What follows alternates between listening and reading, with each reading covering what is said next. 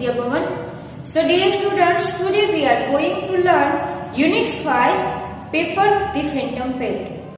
So dear students, last lecture માં આપણે સમાના પાલતુ પ્રાણી, ડોમેસ્ટિક એનિમલ, અંગોરા રેબિટ્સ વિશે જોયું હતું. તેના વિશે આપણે વાતચીત કરેલી હતી. તો આજે આપણે વાત કરવાના છીએ રોહનના ડોમેસ્ટિક એનિમલ, તેનું જે ડોમેસ્ટિક પેટ છે, પાલતુ પ્રાણી છે, તેના વિશે આપણે વાતચીત કરીશું. So Rohan says, I have got the fiercest dog in the world, whole world. જો અહીંયા તમને કીધું છે ખાલી વર્લ્ડ ને whole world. I have got the fiercest. ફિયરસેસ્ટનો મતલબ થાય છે મોસ્ટ વાયોલેન્ટ, ખૂબ જ એવો ખૂનખાર, ખૂબ જ એવો ઘાતક એવો મારી પાસે શું છે? ફિયરસેસ્ટ ડોગ, એક કૂતરો છે. ઇન ધ વોલ વર્લ્ડ, આખી દુનિયામાંથી સૌથી ખૂનખાર એવો કૂતરો મારી પાસે છે. અને આ કૂતરાને તમે નીચે પિક્ચરમાં પણ જોઈ શકો છો.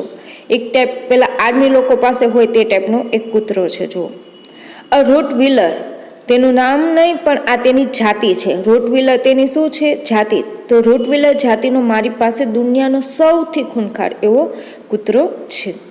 હિઝ નેમ ઇઝ કિલર, અને તેનું નામ પણ તેમણે એવું જ રાખ્યું છે. હિઝ નેમ ઇઝ કિલર, તેનું નામ કેવું છે? કિલર, મારી નાખે તેવો, કોઈને ચીરીને ખાઈ જાય તેવો, એકદમ ભયાનક.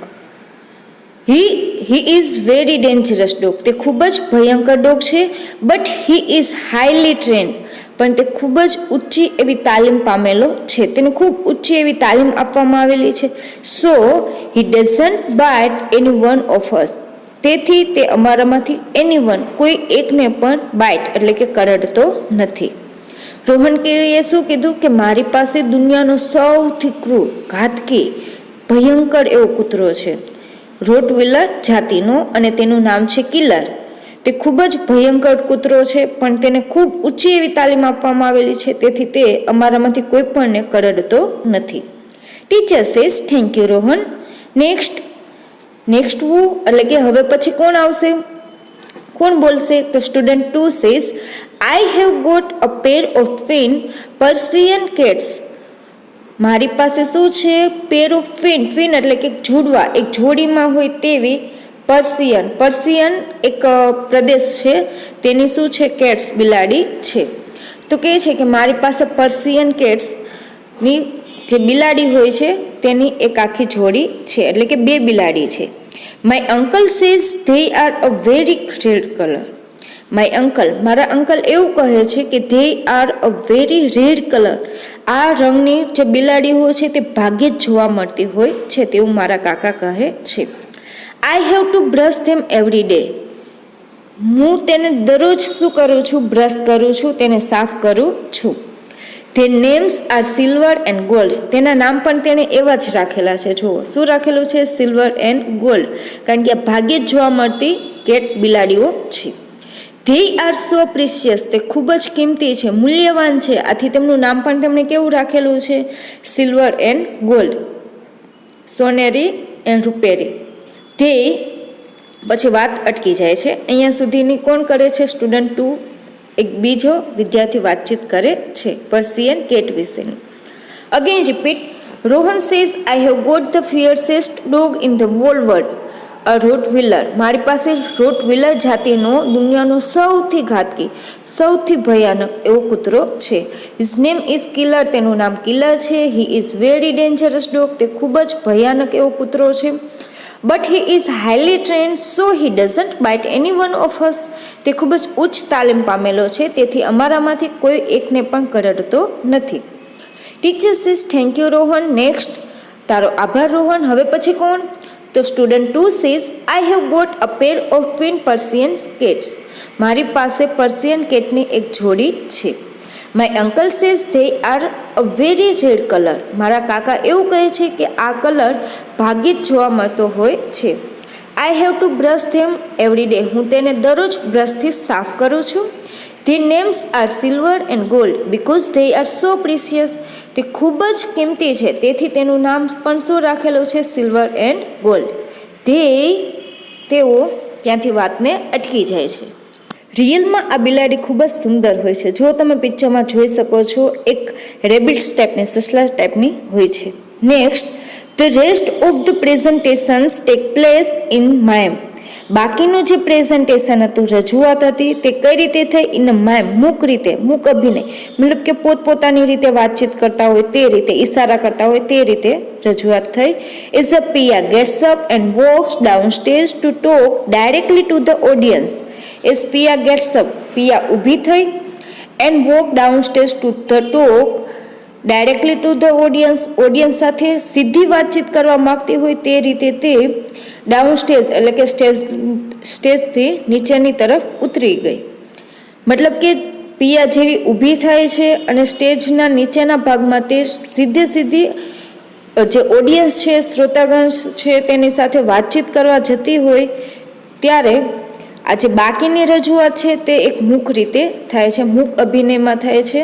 સી ઇઝ ટ્રબલ્ડ, તે મુશ્કેલીમાં હોય છે. શા માટે મુશ્કેલીમાં હોય છે તે આપણે જોવાના છે પછી, કારણ કે આ જે પાઠનું નામ છે તે પાઠનું નામ અહીંયા આપણને હવે ખબર પડશે કે શા માટે ફેન્ટમ પેટ કીધું છે, એક કાલ્પનિક પ્રાણી શા માટે કહેવામાં આવ્યું છે. Teacher says come on Pia, let's hear about your pets. Teacher કહે છે ચાલ પિયા આવી જા, let's hear about your pets, તારા પાલતુ પ્રાણીઓ વિશે અમને વાતચીત સંભળાવ. ટીચર ધેર ઇઝ સાયલન્સ, બધા એકદમ શાંત થઈ જાય છે. Everyone turns to the Pia, દરેક લોકો પિયા તરફ વળી જાય છે, પિયા તરફ જોવા લાગે છે. Student 3 says yes Pia, what is your pet, તારી પાસે શું પાલતુ પ્રાણી છે, કયું પાલતુ પ્રાણી છે. બેટ એટલે કે શરત મારવી. ઇટ ઇઝ ધ બેસ્ટ, તે સૌથી શ્રેષ્ઠ હશે. Student 4 says Piya the great animal expert, હા હા Priya the great animal expert, કે જે પ્રાણીઓની સૌથી મહાન એવી શું છે, તજજ્ઞ છે. ગો ઓન, ચલ ચાલુ કર. Pia don't tell me you don't have a pet, Pia don't tell me you, તું મને એવું કહેતી જ નહીં કે ડોન્ટ હેવ અ પેટ, તારી પાસે કોઈ પાલતુ પ્રાણી નથી, કારણ કે તને જ આ પાલતુ પ્રાણી વિશેમાં બહુ ઇન્ટરેસ્ટ હતો, એટલે તારી પાસે તો હોવું જ જોઈએ. એટલે તું હવે એમ નહીં કહેતી કે મારી પાસે તો કોઈ પાલતુ પ્રાણી જ નથી. Student 5 says she has a dog, તેની પાસે એક કૂતરો છે. આઈ હેવ સીન ઇટ, મેં તેને જોયો છે. It is an old street dog, તે એક શેરીનો એકદમ વૃદ્ધ એવો કૂતરો છે. ઇટ કેન હાર્ડલી વર્ક, અને તે ભાગ્યે જ એટલે કે આમ મુશ્કેલીથી જ વોક ચાલી શકે છે. મચ લાફ્ટર, બધા ખૂબ હસે છે. Again repeat, the rest of the presentations take place in mime is Pia gets up and walks downstairs to talk directly to the audience. જેવી પિયા ઊભી થઈ અને શ્રોતાગણ સાથે સીધી જ રીતે વાતચીત કરવા માંગતી હોય તે રીતે તે સ્ટેજથી નીચેની તરફ ઉતરી અથવા તો ચાલી ત્યારે બાકીનું જે રજૂઆત હતી તે એક મૂક અભિનયમાં થઈ. સી ઇઝ અ ટ્રબલ, તે મુશ્કેલીમાં હતી. Teacher says come on Pia, let's hear about your pets, ચાલ પિયા આવી જા અને તું તારા પાલતુ પ્રાણી વિશે અમને કંઈક સંભળાવ. ધેર ઇઝ સાયલન્સ, ત્યાં એકદમ શાંતિ ફેલાઈ જાય છે. એવરીવન ટર્ન્સ ટુ પિયા, દરેક લોકો પિયા તરફ ફરી જાય છે, પિયાને જોવા લાગે છે. Student 3 says yes Pia, what is your pets, હા પિયા તારી પાસે કયું પાલતુ પ્રાણી છે. બેટ ઇટ ઇઝ ધ બેસ્ટ, ચાલ શરત મારી દઈએ કે તે સૌથી શ્રેષ્ઠ હશે. Student 4 says Piya the great animal expert, હા પિયા કે જે દુનિયાની અથવા તો જે સૌથી મહાન એવી શું છે પ્રાણીની તજજ્ઞ છે. ગો ઓન, ચાલ હવે ચાલુ કર. Pia don't tell me you don't have a pet, Pia હવે તું એવું તો મને કહેતી જ નહીં કે તારી પાસે કોઈ પાલતુ પ્રાણી નથી. Student 5 says she has a dog, તેની પાસે કૂતરો છે. આઈ હેવ સીન ઇટ, મેં તેને જોયો છે. It is an old street dog, તે એક શેરીનું વૃદ્ધ કૂતરો છે. ઇટ કેન હાર્ડલી વોક, અને તે મુશ્કેલીથી માંડ કરીને તો ચાલી શકે છે. મતલબ કે આ જે સ્ટુડન્ટ 5 કહે છે તે પિયાની મજાક ઉડાવવા માટે કહે છે અને બધા લોકો તેના ઉપર મચ લાફ્ટર ખૂબ જ હસે છે. હવે પછી શું થાય છે તે આપણે જોઈએ. સ્ટુડન્ટ સેઝ રિયલી પિયા, ખરેખર પિયા. ઓનલી અ સ્ટ્રીટ ડોગ, ફક્ત એક શેરીનું કૂતરું, મતલબ કે તારી પાસે પાલતુ પ્રાણી તરીકે એક શેરીનો કૂતરો છે. Maybe it is a wolf in disguise, મેં શાયદ બી હશે it is a a wolf, તે એક વરુ હશે. ઇન ડિસ્ગાઇઝ એટલે કે વેશમાં, કૂતરાના વેશની અંદર તે એક વરુ હશે.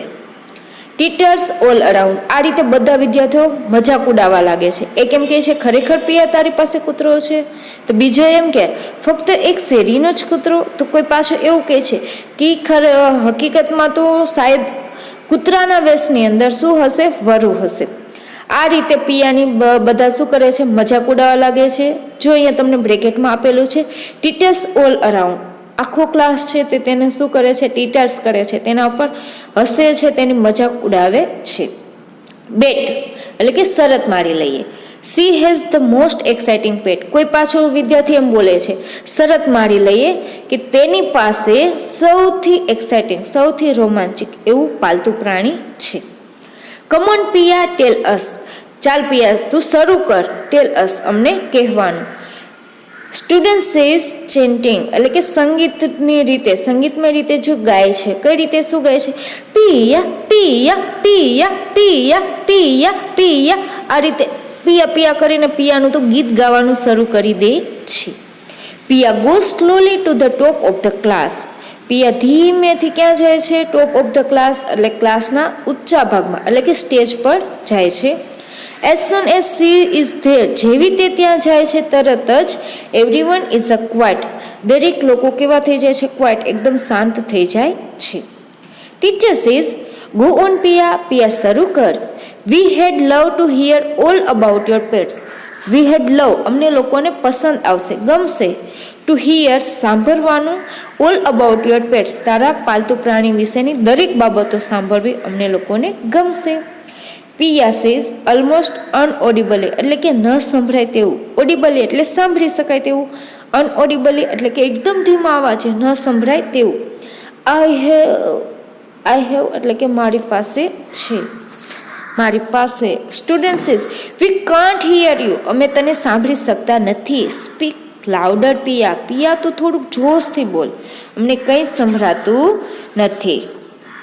Again repeat. Students is real Piya only a street dog?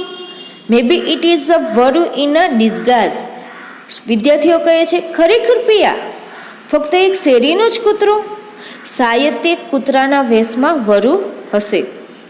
Teachers all around, ચારે બાજુ તેની મજાક ઉડાવવા લાગે છે, તેના પર હસવા લાગે છે. But she has the most pet she has the most exciting pet, શરત મારી લઈએ કે તેની પાસે સૌથી રોમાંચક, સૌથી એક પ્રકારનું ઉત્તેજિત એવું પાલતુ પ્રાણી છે, એક આપણને ઇન્ટરેસ્ટિંગ, મજા આવી જાય તેવું પાલતુ પ્રાણી છે. કમન પિયા ટેલ અસ, ચાલ પિયા અમને તું કે. સ્ટુડન્ટ્સ ચેન્ટિંગ, સંગીતમય રીતે ગાય છે. જો અહીંયા ચેન્ટિંગ એટલે કે સંગીતમય રીતે ગાવા લાગે છે. પિયા પિયા પિયા પિયા પિયા પિયા, આ રીતે પિયાનું ગીત ગાવા લાગે છે, પિયાના નામનું.